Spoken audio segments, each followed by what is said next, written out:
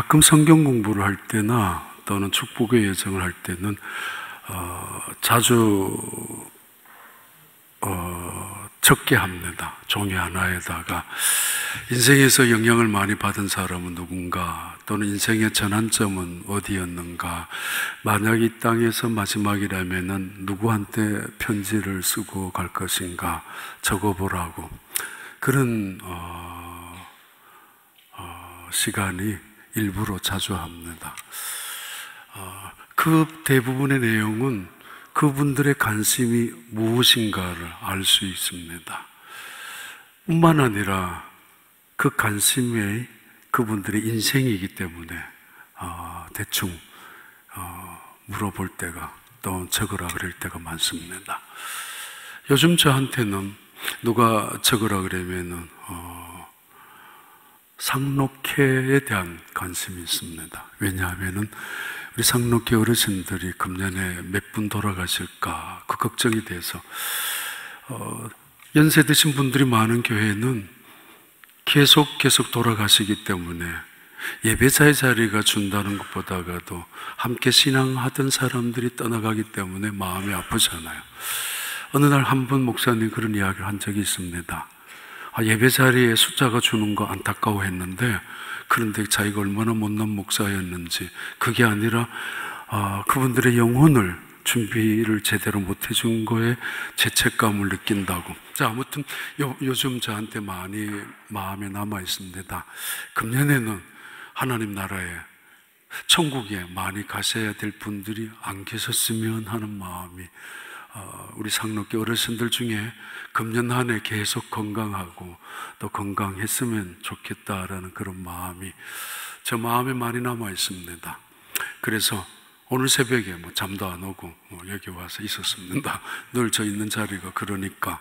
근데 앉자마자 우리 상록회를 위해서 기도하는데 하자마자 여호와는 나의 목자시니 그냥 노래가 나왔습니다. 여호와는 나의 목자시니 내게 부족함이 없으리로다. 옛날 노래. 혼자서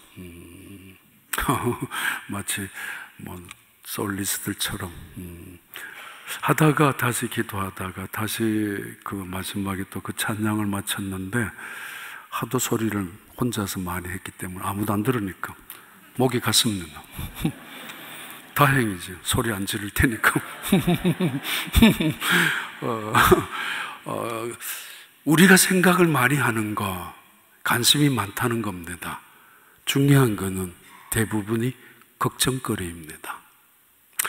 학교를 관심을 있게, 직장을, 사업장을, 자녀를, 결혼을, 이혼을 생각하는 사람들, 영향을 받은 일들도 또는 영향을 주는 일들도 따져보면 전부 마음속에 염려가 있다는 것입니다.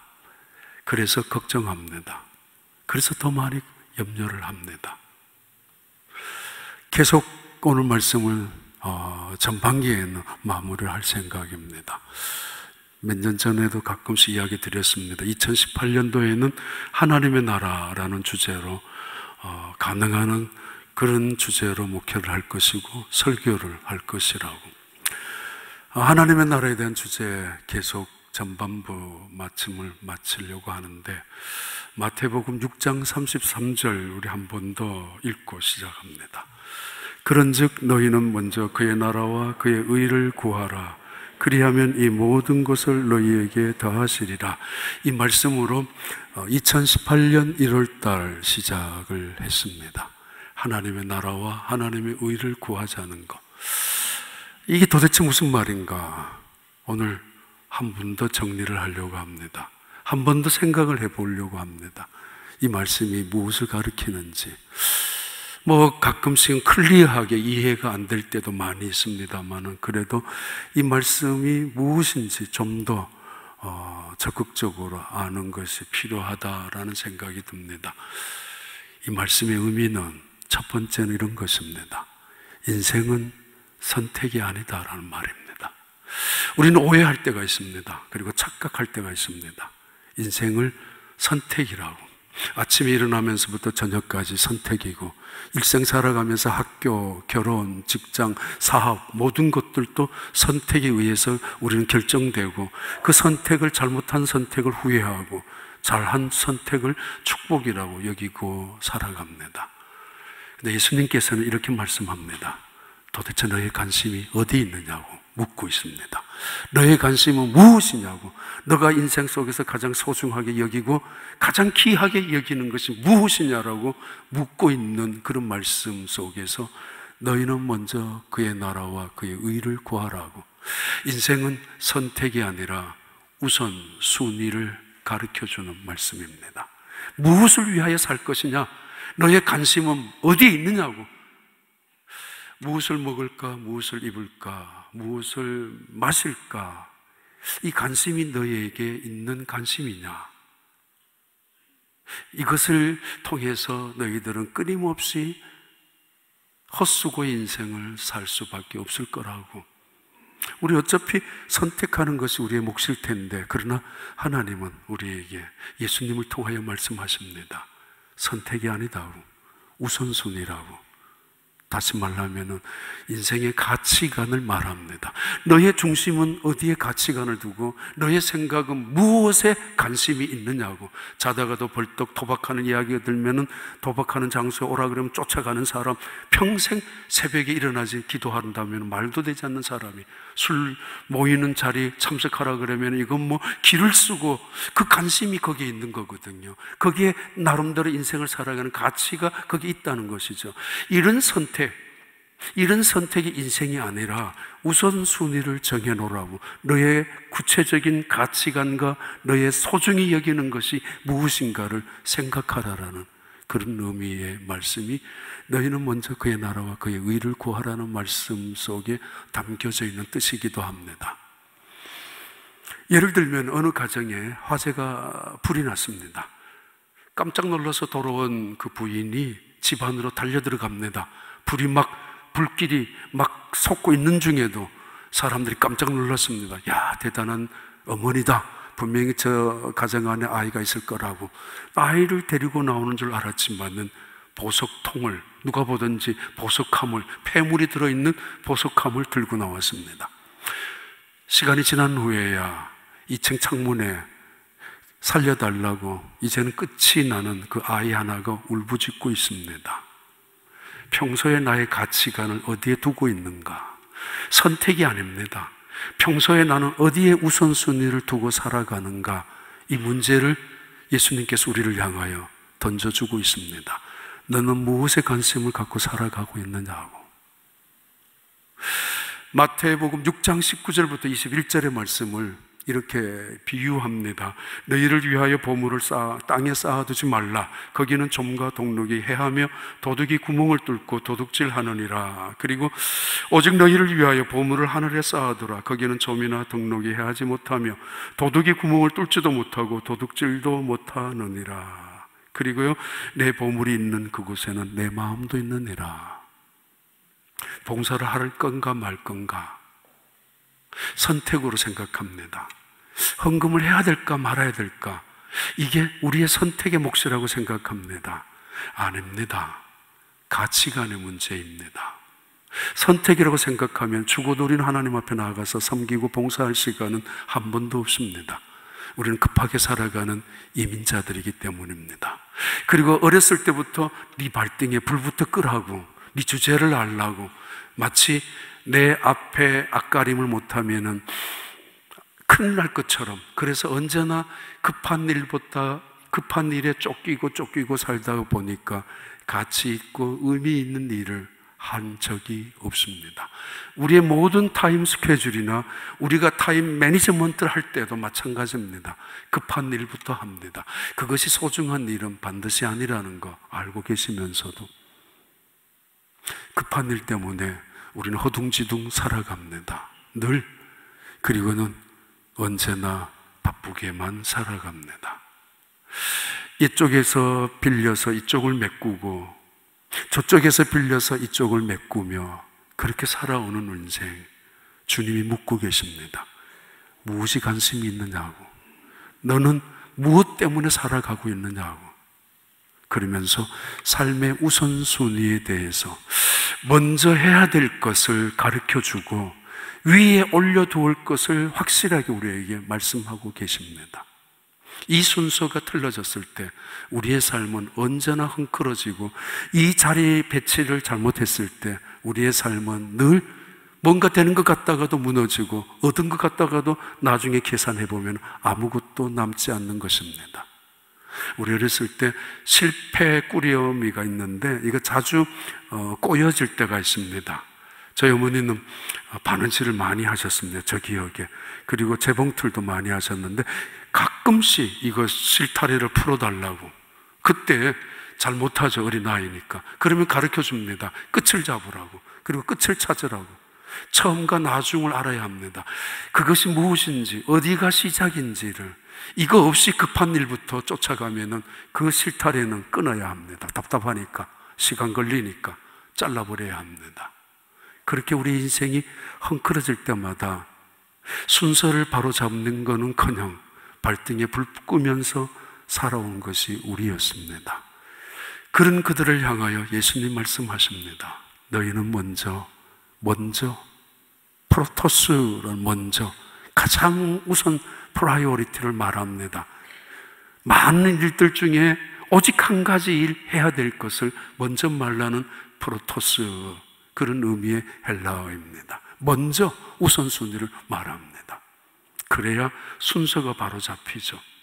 위에 있을 것이 위에 있어야만, 하나님과의 나와의 관계가 바로 되어야만, 그래서는 그 이후에 멀어져서는 안 될 것들이 돌아오게 되고 떨어져 간 것들이 돌아오는데, 하나님과의 관계는 나중에 차선으로 말하고 그 다음에 급한 일부터 붙잡고 있다가 보니까 헝클어진 문제는 언제나 헝클어져 있는 법입니다. 그렇게 살아가는 거죠. 40년 동안이나 아프리카에서 선교 사역을 하셨던 한 분이 선교지에서 돌아오신 다음에, 제가 사도행전 강의를 계속 3년 전부터 했기 때문에 그 책이, 하용조 목사님 책이 있습니다. 가끔씩 보기도 합니다. 그 책 속에 나오는 스크랩해 놓은 이야기입니다. 자기 교회 간증하러 오신, 보고하러 오신 선교사님이 계셨는데, 그 선교사님이 이렇게 말씀을 하셨다고. 나에게는 이 세상에서 가장 신실한 후원자가 계신다고. 그분은 한 번도 나에게 약속을 저버린 적도 없고 한 번도 나를 실망시킨 적도 없으신 이 세상에 정말 아름다운 후원자라고. 사람들은 어느 교회인가, 어느 목사님인가, 어느 단체인가 이렇게 궁금해했지만은, 그분이 마태복음 6장 33절의 말씀이 자신이 믿는 가장 신실한 후원자라고. 다시 한번 봐요. 이 말씀의 의미를 다시 한번 생각을 해보겠습니다. 그런즉 너희는 먼저 그의 나라와 그의 의를 구하라. 그리하면 이 모든 것을 너희에게 더하시리라. 먼저, 언제나 그리하면 뒤따라오는 거.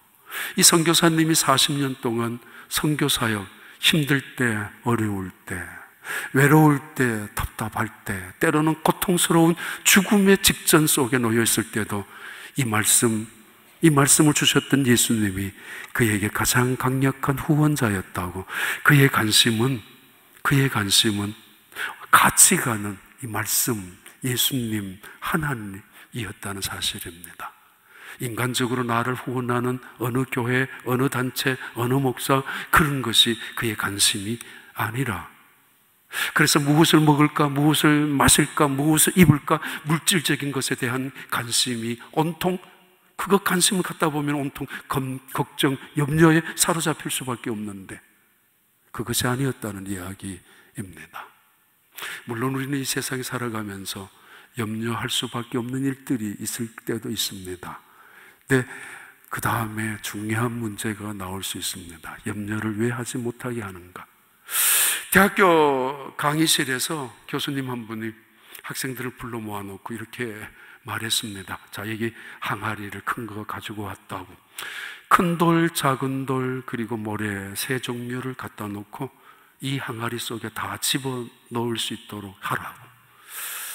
뭐 어떤 사람들은 그냥 모래부터, 어떤 사람들은 작은 돌, 조그마한 조약돌 같은 거, 어떤 사람은 큰 돌부터 하지만은 이 돌, 조약돌, 모래를 다 한꺼번에 이 항아리 속에 집어넣을 수 있는 비결은 하나입니다. 큰 돌부터 집어넣는 겁니다. 선택이 아닙니다. 우선순위입니다. 선택이라는 함정에 걸려서 무엇을 선택할까? 어떤 가정은 이혼을 마치 선택으로 생각하며 위기를 갖고 있는 사람들이 있습니다. 자식 때문에 이혼할 수 없다고, 재정 문제 때문에 두렵다고, 이혼해서는 안 된다고, 나는 혼자 못 산다고, 부모님을 생각하면 도저히 이혼할 수 없다고, 그래서 선택으로 이 두 개를 계속 저울질합니다. 내가 혼자 남았을 때 또는 내가 재혼을 한다면 어떻게 될 것인가에 대한 고민에 선택이 그의 눈앞에 있습니다. 그리고 나아가서 이 선택을 잘못하면 나는 큰일 날 것 같은, 주변 사람들에게 조롱거리나 될지는 않을까라는 무서움 또는 비난 때문에 걱정합니다. 이 문제는 선택의 문제가 아닙니다. 가치관의 문제입니다. 우선순위의 문제입니다. 내가 하나님의 뜻을 어디에 쫓을 것인가? 자녀라는 구실보다가는 하나님이 나에게 무엇을 원하시는가? 하나님이 갖고 계신 계획은 무엇인가? 다시 말합니다. 그래서 인생은, 또는 우리가 살아가는 모든 순간순간에 모든 것들은 선택에 의해서 이루어지다가 보면은 지금까지 불행한 삶을 살아가게 되고 헝클어진 삶을 살아올 수밖에 없었을 수도 있습니다. 그런데 인생은 선택이 아닙니다. 우선순위입니다. 가치관입니다. 내 마음이 있는 곳에 내 보물이 있고, 내 보물이 있는 곳에 내 마음이 있다고. 네 마음이 지금 어디에 있느냐고. 예수님께서 하시는 말씀은 두 번째 나가면 이렇게 우리에게 권면합니다. 다시 한번 볼게요. 마태복음 6장 25절 보겠습니다. 그러므로 내가 너희에게 이르노니 목숨을 위하여 무엇을 먹을까, 무엇을 마실까, 몸을 위하여 무엇을 입을까 염려하지 말라. 목숨이 음식보다 중하지 아니하며 몸이 의복보다 중하지 아니하냐라는 말씀으로 계속되는 본문의 이야기는 이렇습니다. 두 번째는, 인생의 문제는 크기의 문제가 아닙니다. 인생의 문제는 성공의 크기의, 지위의, 승진의 문제가 아닙니다. 인생의 문제는 목표의 문제입니다. 예수님께서 우리를 향하여 도전하고 있습니다. 너 왜, 무엇 때문에 이민 와서 살고 있느냐고. 왜 이 땅에서 그렇게 자녀 교육을 시키며 살고 있느냐고 묻는 질문과 도전입니다. 인생의 크기는 내가 얼마나 많은 것을 부유하게 누리느냐, 인생의 의미는 내가 대단한 환경 속에서 지위를 누리고 그런 특권의 성공자의 자리에 있는 것이 아니라는 의미입니다. 인생은 어디에 목표를 두느냐, 너 목표를 영원한 것에 두느냐 아니면은 너 자신에게 두느냐에 대한 싸움입니다. 35년 동안이나 섬에서 목회하셨다가 나오신 목사님이 계십니다. 친구가 떠나가면서 다른 선교지로 가면서 잠깐 1년만 맡아주면은 아마 그 교회에서 1년 후에 다른 후임자를 정할 것이라는 부탁을 받고 1년이라는 약속을 가지고 35살에 한 섬에 목회자로 들어가셨습니다.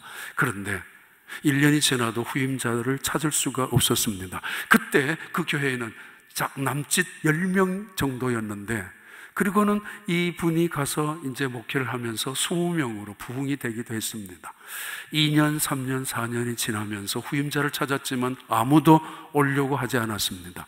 그러면서 10년이 지나가고 20년이 지나가며 20명, 30년까지 부흥되었던 그 교회에는 지금 몇 년 전에 그 교회에는 5명으로 다시 내려가기 시작했습니다. 왜냐하면 그 섬에 사람들이 없기 때문이고 이제는 하나둘 하나님의 품으로 떠나가고 있기 때문입니다. 몇 번이나 떠나갈 기회가 있었죠. 한 4, 5년 했으니까, 이 정도 했으니까 하나님이 더 좋은 교회, 더 큰 교회로 나를 부를 수 있다라고 때로는 그런 초청도 있어서 가고 싶었지만, 아니 때로는 중학교, 고등학교를 벗어나서 대학교를 가야 되는 자녀들을 바라보면 이 섬에 그냥 있을 수는 없습니다. 친구도 없는 그 섬 한가운데에서 자녀를 위해서는 절대로 얘들을 위해서 희생할 수가 없기 때문에 데리고 나가야 합니다. 그런 생각도 있었을 것입니다. 때로는 와이프 그 사모님의 어떤 지병 때문에, 그래서 일주일에 2번만 배가 왔다 갔다 하는 그 섬에 그냥 있으면은 때로는 죽을 수도 있기 때문에 하나님 앞에 얼마든지 익스큐스가 되니까 하나님, 그래서 다른 교회로 육지로 옮겨갈 수도 있었고 그런 기회도 여러 번 있었지만은 그때마다 이렇게 느꼈다고 합니다. 떠날 수가 없었다고. 마음이 아파서. 점점점 연세가 들어가는 그분들을 바라보면서 올 사람은 없고 그분들을 누가 케어해야 되는가, 그것 때문에 발을 움직일 수가 없었다고. 그리고 그의 마음속에 남아있는 해답은 하나 있었다고 합니다. 하나님 보시기에 무엇이 크고 작은 것인가? 우리는 크고 작은 것을 판단하고 구별하고 심지어 차별까지 합니다. 나는 큰 것을 움켜잡았다고 자랑하고 의시되고 세상을 향하여 뽐내기도 합니다. 때로는 그것을 없을 때는 시기하기도 하고 부러워하기도 합니다. 하나님 보시기에 크고 작은 것이 무엇일까? 하나님 반드시 우리가 크다고 하는 것을 크다고 같이 여기진 않을 것입니다. 그 말씀입니다. 너희는 무엇을 먹을까, 무엇을 입을까, 무엇을 마실까? 대부분 냉장고 열어놓으면 먹을 것 투성인데도 먹을 게 없다라고 뭘 해먹지 걱정하는 사람들, 옷장 열고 젖히면은 얼마든지 입을 옷이 아직도 있는데도 불구하고 심지어 어제부터 걱정합니다. 내일 교회 갈 때 뭘 입고 가지? 걱정 시작하고, 오늘 아침 일어나서 다시 뭘 입고 가지? 다시 한번 고민하고, 지금 입고 와서도 후회할 겁니다. 내가 왜 입고 왔지? 내가 이런 신발이면, 이런 가방이면, 그래서 다음에는 옷이라도 사야 되겠다고. 염려하지 말라는 이야기는 우리를 향하여 그것 때문에 마음을 뺏겨서는 안 된다는 것이고, 그것 때문에 인생의 가치관을 그 속에 허비하며 살아서는 안 된다는 것이고, 그리고 너희들의 삶의 목표를 분명히 하라는 이야기입니다. 물론 우리는 살아가면서 생각해야 합니다. 무엇을 먹을까? 주는 대로 먹으라고, 심지어 주는 대로 처먹으라고. 뭘 귀찮다고, 그리고 아무거나 그냥 입으면 되지 뭘, 그런 식으로 염려하지 말라는 말을 오해하지 마세요. 그렇다면 잠옷바람으로 속옷바람으로 교회 와도 되죠. 아니면 아무거나 식어 터진 거, 불어 터진 거 먹으라고, 이거 가지고 하나님이 염려하지 말라고 그래서 그렇게 말하는 걸로 오용할 수도 있지만 아닙니다. 생각하는 것입니다. 무엇을 입을까 생각은 해야 합니다. 단정하게. 무엇을 먹을까 맛있게, 얼마나 깨끗하게, 그리고 얼마나 영양가 있게, 그것 있어야 합니다. 그런데 일주일 전부터 그거 고민 때문에 벌벌벌벌 떨면서, 왜요? 나는 잘해야 되니까. 왜요? 나는 사람들에게 인정받아야 되니까. 왜요? 그 사람들에게 충분히 우리 집은 이런 집이라고 보여줘야 되기 때문에 고민합니다. 사로잡혀 있습니다. 그래서 난 못해, 너 우리 집은 안 돼, 벌벌 떨기 시작합니다. 만약에 한다면은 며칠 전부터 입을 옷부터 걱정하는 사람들, 생각은 하지만은 그것 때문에 염려까지 해서 너의 마음을, 심지어 너의 인생을 뺏기거나 낭비해서는 안 된다는 것입니다. 하나님의 나라는 그런 사람들에 의해서 이루어지고, 하나님의 나라는 그들로 통해서 누려지는 것이 결코 아닙니다. 마르다, 그는 예수님이 자기 집에 찾아오셨을 때 정말 맛있는 것 대접하고 싶었습니다. 많은 반찬을 가지고 예수님을 즐겁게 해드리고 싶었고, 그리고 예수님의 그 영양가라도 채워드리고 싶었습니다. 그런데 생각하니까 음식을 하면서 기뻐야 되는데 감사해야 되는데, 아무런 불평이 없어야 되는데, 음식을 만들면서 그 즐거움이 있어야 하는데 없어요. 왜요? 염려가 그를 사로잡고 있기 때문에. 예수님께 찾아와서 선생님, 내 동생 마리아 여기 있잖아요. 좀 나를 도와주게 해주세요. 말합니다. 예수님이 그를 향하여 이렇게 말하죠. 너는 많은 것들로 인하여 염려하고 있다고, 여러 가지로 염려하고 있다고. 그러나 네 동생 마리아는 한 가지 좋은 일을 택했다고. 염려하지 않는, 주님이 기뻐하시는 일, 주님이 원하시는 일을 택하여 있다고. 인생의 궁극적인 목표가 뭐예요? 하나님의 뜻이 나를 통해서 이루어지는 거, 하나님의 비전이 나와 함께 가까워지는 거. 내 욕심은 내 욕심대로, 내 비전은 내 비전대로 갖고 있고, 하나님은 하나님대로 따로 계신다면 우리의 믿음은 굉장히 힘든 믿음이 됩니다. 그런 우리를 향하여 하시는 말씀입니다. 그런즉 너희는 먼저 그의 나라와 그의 의를 구하라고. 다시 말합니다. 인생은 크기의 문제가 아닙니다. 목표의 문제입니다. 어느 날 내가 여기에 쓰러져 있습니다. 내가 앉아 있습니다. 내가 왜 여기 쓰러 있지? 내가 왜 실패를 했지? 내가 왜 이렇게 좌절감을 당하고 느껴야 하지? 눈을 떠서 보면은 목표가 있습니다.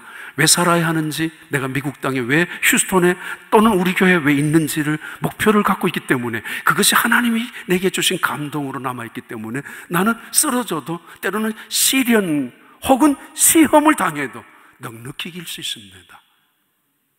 목표가 없는 사람들, 밤낮 무엇을 먹을까, 무엇을 입을까, 그래서 좋은 자동차, 큰 집에 사는 그 지매로 살다가 어느 날 목표 없이 살다가, 내가 왜 여기 있지? 괜찮은 집에 산다 할지라도 내가 왜 어느 날, 내가 이 집 안에 살려고 이러다가 죽을 건데 이 집을 위해서 살려고 그렇게 악착같이 돈을 벌고 악착같이 일을 했단 말인가? 어느 날 눈을 떠서 보면 자식들 다 잘 되어 있습니다. 그러나 가만히 생각하면은 내가 이러려고, 자식들을 위해 희생하려고 미국 땅에 와서 살았단 말인가? 목표가 뭐야? 허망하게 되고, 뭐야? 우울증에 걸리게 되고, 아니면 회의감에 빠지게 됩니다. 도대체 나는 남은 인생은 어디로 가느냐 말이야. 다 소용없는 것 같고, 다 필요 없는 것 같고, 쓸데없는 일에 내가 낭비한 것 같고, 괜히 나만 억울하게 희생한 것 같이 살아온 것처럼 느껴집니다. 내가 왜 여기 있지? 목표를 잃어버리고 있는 사람들, 왜 일해야 되는지, 왜 살아야 하는지, 왜 예수님을 믿는지조차 모르고 살아가는 사람들, 다 믿음 아닙니다. 아닐 수도 있습니다. 우리가 갖고 있는 것 말입니다. 하나님의 마음과 나의 마음이 얼마나 하나가 되는가, 하나님이 원하는 내가 그 안에서 비전을 이루어 드리는 게 하나님과 같은 목표가 되어질 때, 인생 살아가면서 그냥 적당히 내 자식 잘 되고 내 그냥 괜찮은 것 같아, 그렇게 살아가는 것으로 목표를 삼지 마십시오. 무엇을 먹을까, 무엇을 입을까 염려하지 말라고. 염려에 대한 치명적인 약점을 가르쳐주는 말입니다. 염려, 이거는 봐라, 하나님께서 공중의 새를 봐, 들에 있는 꽃을 봐. 인생의 영광이라는 것도, 솔로몬의 영광이라는 것도 꽃보다가, 여기 있는 백합화보다가 낫니? 못하지. 하나님은 이 새도 기르시고 지키시고 꽃도 돌보시는 분이야. 하물며 너희 일까 보냐? 왜 염려하느냐고. 그것은 하나님의 그 자리를, 하나님의 영역을 침범하는 순간이라고 말합니다. 더 나아가서 이렇게 말하죠. 또 하나의 예를 들죠. 너희가 염려한다고 작은 키를 크게 할 수 있더냐? 너의 능력은 안 돼. 지혜로도 할 수 없는 거야. 왜 쓸데없는 염려를 하느냐고. 더 나아가서 염려라는 이 순간에 우리는 사탄의 틈을 주게 됩니다. 베드로전서 5장 7절부터 8절에 나오는 말씀입니다. 너희의 염려를 다 주께 맡기라. 이는 그가 너희 염려를 돌보심이라. 맡기라, 쓰레기통에 버리라는 말이고, 근신하라, 깨어라, 너희 대적 마귀가 우는 사자같이 두루다니며 삼킬 자를 찾나니, 바로 내가 염려에 붙잡혀서 살아가고 있는 한 바로 사탄과 마귀가 틈을 찾고 있다는 것을 의미합니다. 우리는 내 마음에 미움이 있습니다. 누구를 죽이고 싶도록 증오도 합니다. 아니면 내 마음에 어떤 보복심이 있습니다. 내가 두고 보자라고, 그냥 안 둔다고. 그런데 이럴 때의 마음은 이거 버려야지, 이건 나쁜 생각이야, 이건 더러운 생각이야, 이거는 치명적인, 정말 하나님의 계명을 어기는 것이야 라는 생각으로 그것을 물리칠 때가 있습니다. 그런데 염려라는 것은 우리가 허용합니다. 내가 왜 자식을 위해서 걱정하는 게 죄야? 내가 왜 직장을 위하여 걱정하고 염려하는 게 죄야? 왜 이게 악이야? 내가 왜 우리 가정을 위하여 걱정하고 염려하는 것이 무슨 잘못이야? 라고 생각하는 생각 때문에 우리는 그 염려를 내 마음속에 허용하고, 그 결국은 염려라는 것은 내 마음속에 덩아리를 틀고 나를 얽어매기 시작하며 평생 우리는 걱정을 하는, 걱정도 팔자라고 하는 사람으로 살아가고, 심지어 걱정을 돈으로 사서 하는 사람이라고까지 조롱거리가 될 수 있습니다. 마태복음 13장 22절의 말씀입니다. 가시떨기에 뿌려졌다는 것은 말씀을 들으나 세상의 염려와 재물의 유혹에 말씀이 막혀 결실 못하는 자요, 길가밭에 떨어지는 말씀의 뿌리, 새가 먹어서 갑니다. 돌짝밭에 떨어진 말씀의 씨앗, 그것은 햇빛이 나면 없어지고 맙니다. 왜냐하면 뿌리가 내릴 수 없는 땅들이기 때문에. 그런데 가시밭길에 난 말씀의 씨앗은 때로는 자랍니다. 그런데 싹이 나거나 심지어 꽃이 피거나 열매 맺어 본 적이 없습니다. 이유는 염려, 재물의 염려, 생활의 염려 때문이라고. 우리의 옥토가 염려 때문에, 염려라는 이단의 침입자에 의해서, 그래서 우린 염려가 내 마음속에 침입해 들어올 때 염려를 향하여 소리쳐야 합니다. Get out from me. Get out away me. 나로부터 멀리 떨어지라. 나가라. 예수님이 지금 하시는 말씀은 그런 의미입니다. 무엇을 먹을까 무엇을 입을까 염려하지 말라. 그런즉 너희는 먼저 그의 나라와 그의 의를 구하라고. 그 말씀, 대부분 우리는 우리의 삶 속에 쫓기고 살아가는 이유도 염려를 어떻게 풀기 위해서일 때가 많습니다. 마지막 결론을 드리면은, 이 말씀은, 너희는 먼저 그의 나라와 그의 의를 구하라는 이 말씀은 우리에게 이렇게 도전합니다. 오늘을 걱정하며 사는 문제가 중요한 게 아니라고. 인생을 살아가면서의 가장 큰 문제는 영원의 문제예요.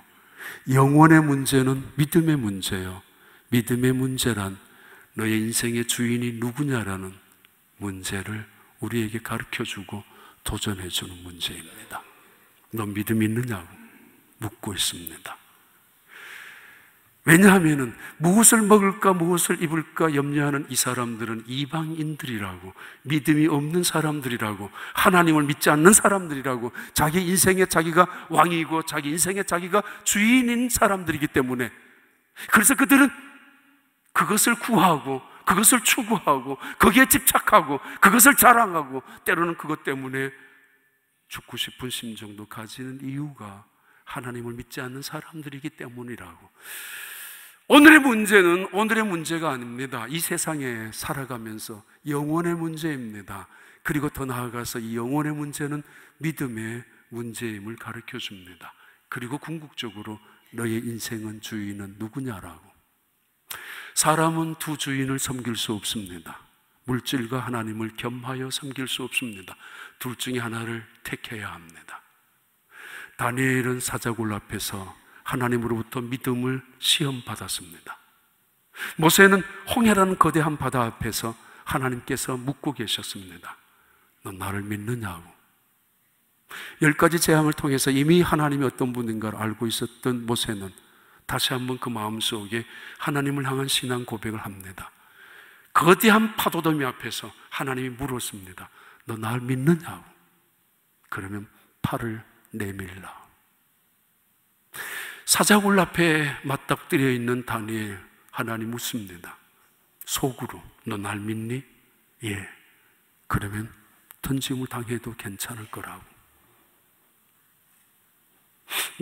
내가 믿는 그 하나님은 사자의 입을 막을 것이라. 그러나 그렇지 않다 할지라도 나는 여호와를 섬기겠다고 그 믿음을 보여주셨던 다니엘. 하나님은 아브라함에게 이렇게 명령하십니다. 아브라함아, 예, 이삭을 바치라고. 알겠습니다. 기도해보고 나서요. 알았습니다. 시간 일주일만 여유를 주세요. 내가 이삭과 마지막 여행을 해보겠습니다. 하나님 이해하시지 않습니까? 알겠습니다. 그러나 내가 혼자 결정해서는 안 됩니다. 아내 사라와 의논하고 싶습니다. 그래? 만약에 기도했다면, 만약에 여행을 다녀왔다면, 만약에 의논했다면 아브라함은 이삭은 살렸을 것입니다. 가정은 지켰을 것입니다. 그러나 여호와 이래 그 하나님의 놀라운 능력은 한 번도 경험할 수 없었을 것입니다. 지난날 이삭이 태어나게 해주신 하나님의 신실하심은 맛보았는지 모르지만은 여호와 이래라는 굉장한 그 기적은 체험할 수 없었을 것입니다. 정말 하나님이 그에게, 아브라함에게 원한 것은 이삭은 아닙니다. 그래서 솔직히 이 아브라함이 하나님, 이삭 말고 이스마엘은 어때요? 딜을 할 수 있습니다. 하나님, 여기 이스마엘을 드리겠습니다. 내게는 조금 소용없는 거, 내게는 조금 필요 없는 거, 나는 없어도 될 것만은 마치 고추장스러운 거 버리듯이 이스마엘 드릴게요. 그랬으면 이삭은 살아났을 것입니다. 하나님 쫓아가서 이삭을 죽이지는 않았을 것입니다. 그러나 그는 평생 가슴을 치고 후회했을 것입니다. 하나님이 주셨던 축복의 기회, 하나님이 주셨던 놀라운 은혜의 기회, 하나님이 새로운 역사를, 새로운 일을, 하나님이 얼마나 위대하신지, 하나님이 얼마나 지혜와 능력이 전능하신 분인지 체험할 수는 전혀 없었을 것입니다. 하나님은 이삭의 고기를 먹고 싶어서 이삭을 바치라고 하신 것이 아닙니다. 하나님은 아브라함의 믿음을 원하셨습니다. 그리고 아브라함에게 너의 인생을 책임지는 분이 누군 줄 아느냐고. 나야! 너의 인생을 이끌어가는 분이 누군 줄 아느냐? 나야! 처음부터 내가 너를 불러내서 이끌어가고 내가 불러내어서 너를 가나안 땅으로 정착시켜준 나가, 내 여호와가 너의 인생의 주인이라고. 오늘 걱정하고 먹을 거, 그러면 내일 걱정하고 또다시 또 내일 걱정하고 내일 평생 걱정만 하며 사는 인생을 그렇게 살지 말라고. 제 이야기 죄송합니다. 죄송한 이야기인데 작년 5월 달에 저 아들이 저한테 전화가 왔습니다. 아빠, 결혼하고 싶다고. 그래? 누구야? 그러니까 누구라 그래. 제가 안 돼 그랬습니다.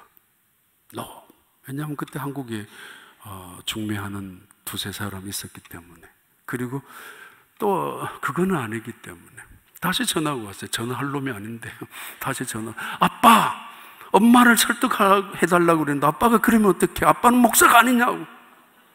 어떻게 그러냐고. 목사 아들로 자라온 것이 아주 마음에 많이 스트레스가 있었던 아들입니다만, 그리고 몇 달이 지난 다음 시카고에 올라갔습니다. 올라갔는데 자기가 이야기합니다. 결혼할 여자를 데리고 와서 소개를 시켰습니다. 하늘이 무너지는 것 같았습니다. 저 말고 저희 아내는 훨씬 더, 어떻게 이럴 수가, 하나님께서. 기도 응답은 어떻게 이루어졌는가.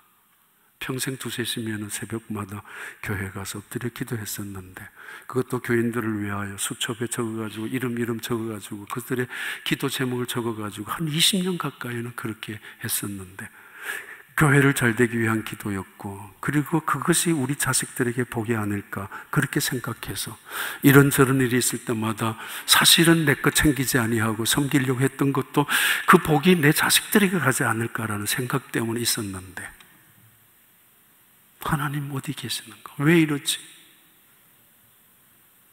지금도 저희 집사람은 그냥 마음이 응어리가 있습니다만 그 책임을 저한테 이야기하고 있습니다만, 하나님 저한테 묻습니다. 너 믿음 있어? 너 믿음 있냐고.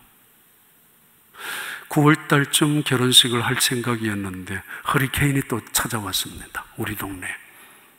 이 물이 정말 목사집이라면은 그 동네 12채, 그 정도 되는 집들이 다 물에 잠겨도 우리 집만은 섬처럼 딱 있어야 됩니다. 물이 흘러가서 한 방울도 들어오지 말아야 되고, 그러면은 보라고 이재호 목사집이라고, 보라고 중앙장로교회 목사집이라고 관광 코스가 됐을 것입니다. 명분은 하나님의 영광이라고, 말은 하나님이 이렇게 지켜주셨다고 할 수 있었을 텐데 다른 집보다가 더 많이 들어갔습니다. 두 종류가 있습니다. 안 써서 버리는 쓰레기가 있고, 쓸만한데 버리면 쓰레기가 되는 것이 있습니다. 여전히 쓸만한 것들, 아침에도 이야기했지만 그놈의 아들 만들어 놓은 수많은 상장들이 다 물거품이 되는 거, 엄마로서는 그게 제일 마음이 아팠던가 봐요. 그래요.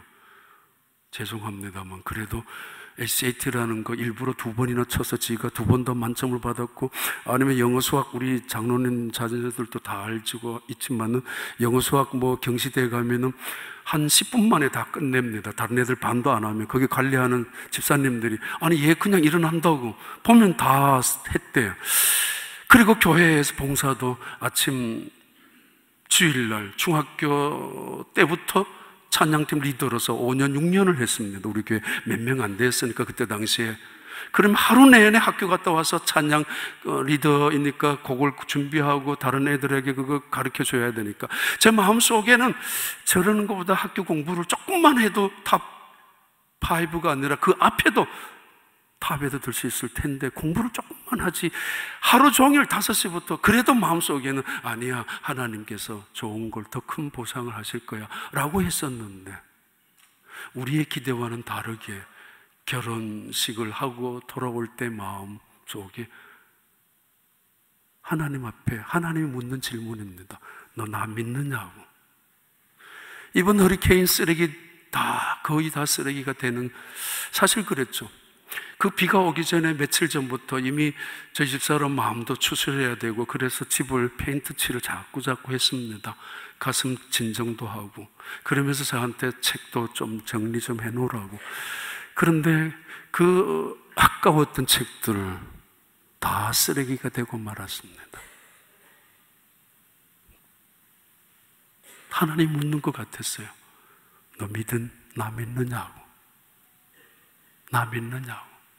무엇을 먹을까, 무엇을 입을까, 무엇을 마실까에 염려하는 차원에서 살아가는 것이 하등동물이라는 수준의 이야기를 그렇게 하는 것은 아닙니다. 이것으로 인생을 마칠 것인가, 그런 인생으로 살아갈 것인가, 평생 그거 했다가 자랑하고 그거 없으면 실패하고 그거 있으면 굉장히 대단한 거, 하나님의 영광도 아니 그게 아니면 마치 끝난 것처럼 살아갈 것인가, 아니면 먼저 그의 나라와 그의 의를, 영원한 것을, 너희 인생의 믿음으로 살아갈 것을, 아니면 정말 하나님이 너희 인생의 주인인 것을 믿고 살아가느냐고, 갈 것이냐고.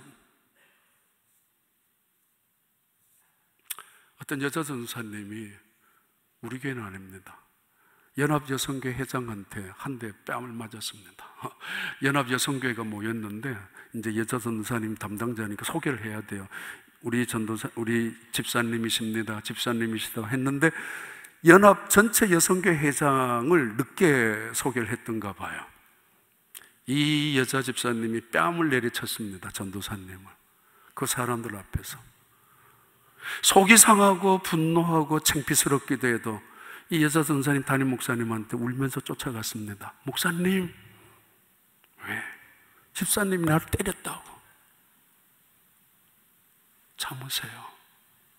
우리가 가는 길이 그런 거 아니에요? 참으세요. 그래도 견딜 수가 없어서 권사님들을 찾아가면서 집사님이 나 때렸다고, 어떻게 이럴 수가 있느냐고, 이게 무슨 교회냐고, 저게 무슨 집사냐고, 저런 사람이 어떻게 봉사를 하느냐고, 하나님 어떻게 받겠느냐고. 원로 목사님 집에 찾아갔습니다. 엉엉 울면서 이 여자 선교사님이, 목사님, 제가 맞았어요. 교회에서요. 맞았어요. 원로 목사님이 이렇게 이야기했다고 합니다. 김전도사, 자네 예수 안 믿지? 자네 예수 안 믿지? 예수 믿으면 참아야 돼. 그것도 기쁨으로, 감사함으로.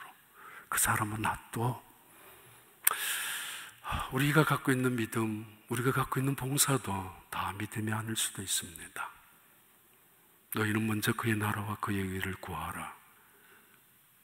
이방인들과 똑같이 살지 마라. 그들이 하는 짓까지 똑같이 하지 마라. 너희들에게 믿음이 있다. 이거는 영원한 것이다. 너희 인생의 주인은 하나님이다. 이런 상황, 저런 상황, 이런 실패, 저런 실패, 수많은 절망, 때로는 질병의 고통 속에서도, 때로는 내 노력이, 내 수고와 심지어 내 기도가 허망하게 끝났다 할지라도 주님이 우리를 향하여 묻고 계십니다. 너는 나를 믿느냐고. 내가 책임질게. 내가 인도할 것이야. 내가 더 놀라운 영광을 계획하고 있어. 주님의 말씀입니다. 너희는 먼저 그의 나라와 그의 의를 구하라. 이것이 우리 교회 금년에 큰 모토가 되고, 그래서 우리 교회가 바로 나의 나라를 꿈꾸는 인간들에 의한 집단이 아니라 나의 의를 드러내기 위하여 피 터지게 싸우고, 나의 의 따위를 가지고, 내 자존심 하나를 가지고 하나님의 의를 짓밟고 하나님의 나라를 무시하는 사람들, 엉터리 같은 사람들이 아니라, 그들의 집단이 아니라, 그들의 인간의 집단이 아니라 하나님의 나라와 하나님의 의를, 칭의의 의와 성화의 의를 구하는, 때로는 내가 낮아지고 때로는 나의 의를 포기할 수밖에 없으니까, 그러면서도 하나님의 나라의 영광스러운 공동체를 이루어 나가는 교회, 여러분의 가정 일터가 되시기를 진심으로 축복합니다.